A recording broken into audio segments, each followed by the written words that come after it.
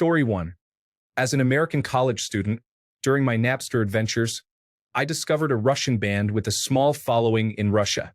I did not know Russian and they did not know English, but I loved their music, so I reached out the best I could with 2002 level Google Translate. We formed a little friendship to the point where I designed one of their album covers. Somehow my foolish self at one point decided, with my roommate, that it would be cool to paint the band's name across our naked chests and send it to them. Alcohol may have been involved. We are not the most attractive girls, and the photo was taken in a poorly lit dorm room in a super awkward pose, and it was just a deeply uncomfortable photo, and yet I sent it. I never heard from the band again. I never tried to reach out. I cannot listen to their music anymore without cringing into my stomach. It's been over 20 years, and I'm pushing 45, and I am still crippled with cringe over that. Story 2. I hate it, but I am still having trouble listening to Typo Negative since Pete passed away. They are absolutely one of my favorite bands ever, but I cannot listen to them without crying. Weird, I know. It is like I feel the loss all over again. I miss that music so much. Story 3. Not my favorite, but in high school I was really into the Lost Prophets. Then it turned out that the lead singer might be one of the worst people in the world. Just a disgusting, vile, and irreparably deranged person. Even compared to other individuals with such deplorable offenses, he would rank among the worst. Story 4. Kings of Leon. I still listen to their older albums, but their last few sound like a completely different band, and it's a style that I can't listen to. Story 5. Morrissey. I just can't abide anything after Maladjusted, and that album is a bit of a slog too. It's a shame because his early albums were absolute staples in my youth. Story 6. Die Antwoord used to be one of my favorites, and then I learned some shady stuff about them, and it really soured my image of them and my ability to enjoy the music. Story 7. Grimes. Loved Visions. Liked the other 3 albums. Watched my first interview and thought, she doesn't seem too bright, but oh well, at least her music's good. Then she met Elon. Story 8. Linkin Park. The amount of heart Chester Bennington put into those songs is just too poignant now. It hurts my soul to hear most of them now. He was hurting so much. Rest in peace, Chester. Story 9. Marilyn Manson was someone I admired during my youth. Additionally, my voice could closely mimic his during karaoke sessions, which was ideal for me. However, his reputation was tarnished when he faced accusations from several women alleging torture and assault. Manson vehemently denies any wrongdoing, insisting that all his interactions were consensual. However, it's clear that, at a minimum, he revels in exploiting the power imbalance he holds over his female admirers who adore him. Story 10. Red Hot Chili Peppers and Aerosmith because underage girls cannot consent to sex, even with a lead singer. Gross. Eric Clapton, who is a complete piece of garbage. Story 11. Motley Crue. Girls, Girls, Girls was one of my all-time favorites, but the music has been totally tainted for me by 1. The way they treated or are treating Mick, and 2. Their really crappy live performances over the past few years. If John 5 were smart, he'd get out now while he still has some good reputation left. Story 12. Falling in Reverse had some scene classics, but they veered too hard into making music sculpted for TikTok views. Not to mention, Ronnie taking any criticism as a personal attack. I'll probably get sued for this comment. Story 13. I used to be super into Paramore. And I still love them, but I just do not find myself putting their music on as much as I used to. But I am so glad they are playing Misery Business live again. That will make me likely to see them when they come around. Story 14. Brand New. I guess Jesse Lacey can write introspective lyrics about being a poor person and wanting to get better, while also just not being introspective about his behavior at all. His apology for grooming 2 underage girls really fell flat, and I just don't really think I can listen to songs that are so intertwined with sex from someone who clearly has a twisted, dangerous relationship with it. Story 15. 30 Seconds to Mars. I saw them in some small rooms and clubs playing shows before they made it to arenas. I saw Jared on the street and he asked if I wanted to smoke weed with him. I declined, but he was a nice enough guy back then. I really enjoyed their first album. Their second album was a bit meh, but listenable. Then Jared got a huge ego and whatever type of complex you want to call it. I haven't listened to them since. Story 16.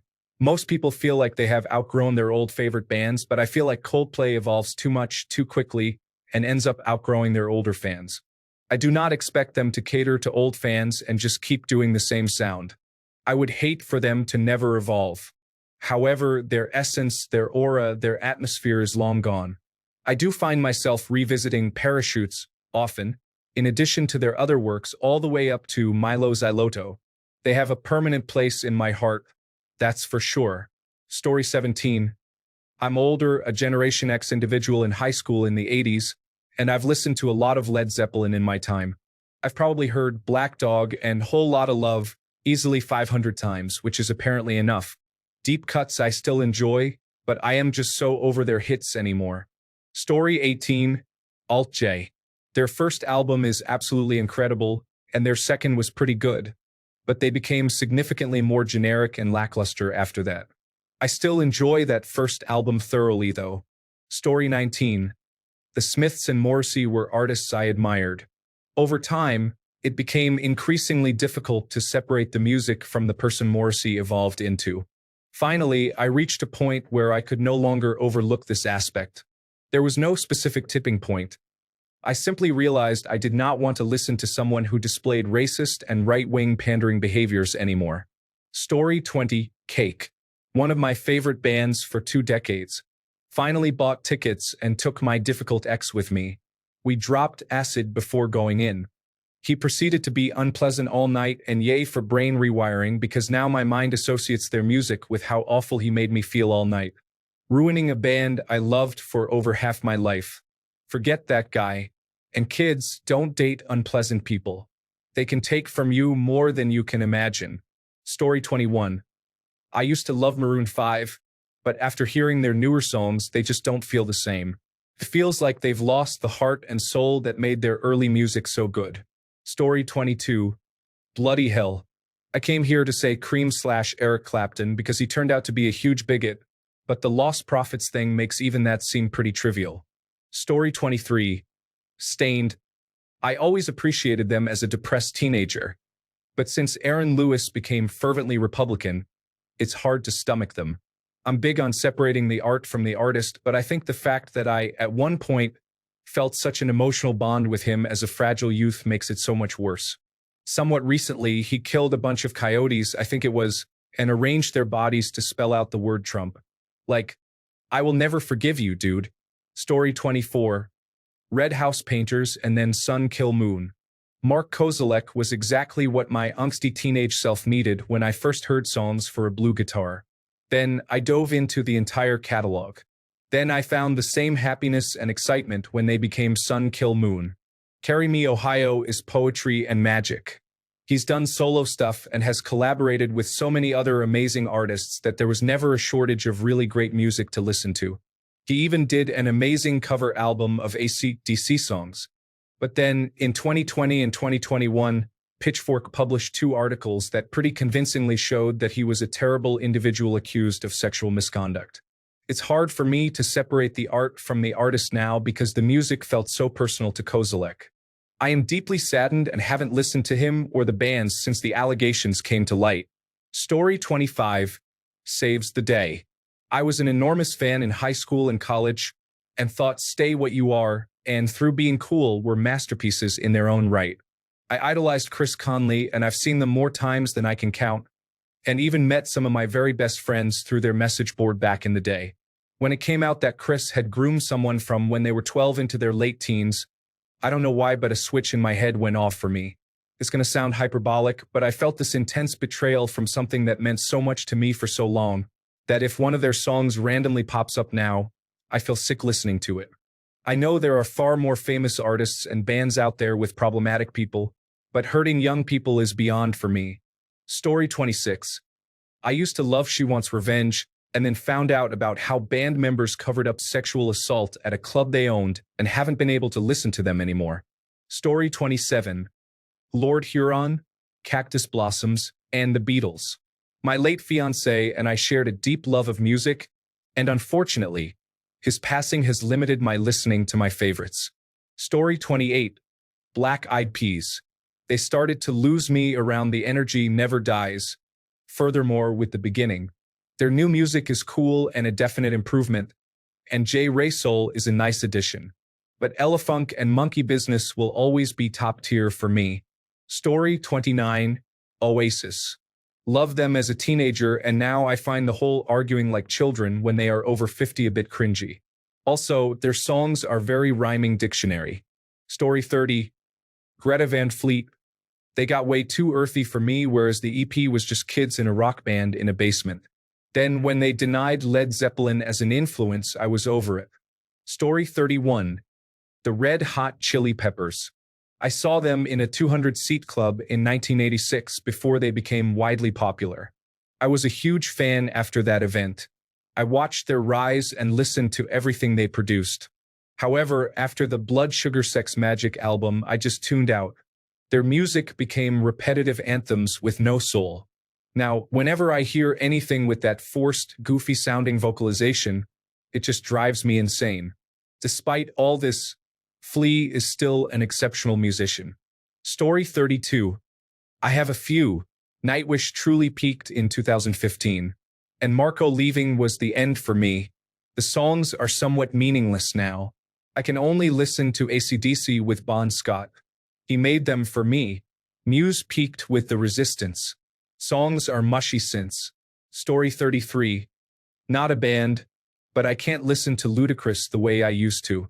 There are still some songs I like, but most are just empty pop nothings. It's the most generic rap now. Story 34. I grew up listening to their first few albums. Hell, I will even admit that I enjoyed the Green Album, and to this day, Maladroit will have a special place for me. It is make-believe that shattered my fandom.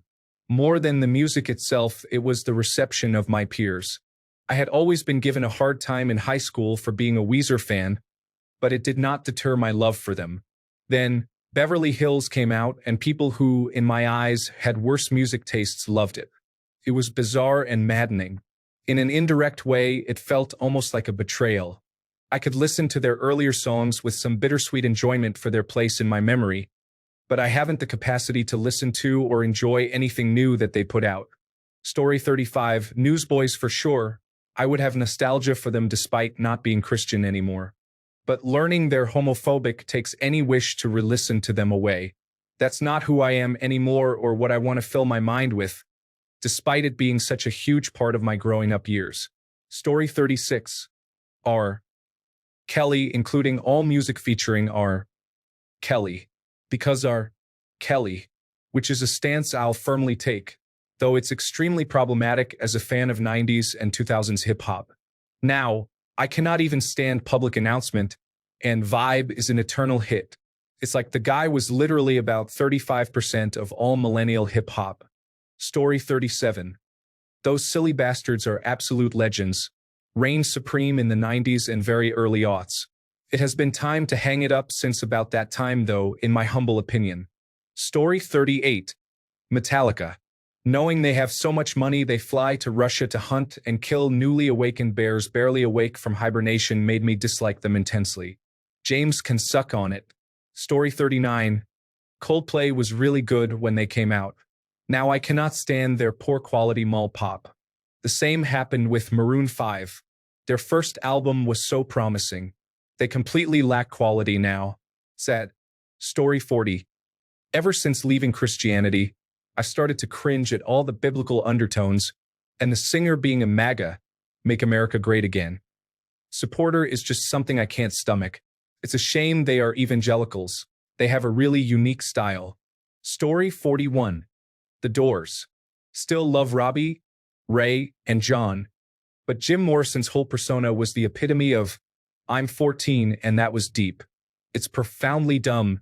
The scream of the butterfly, and annoying to listen to now. Story 42. Breaking Benjamin.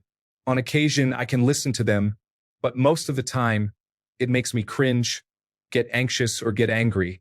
I started listening to them when my ex and I got together in 2013. I was 17 at the time. We got married at 21 and then divorced by 25.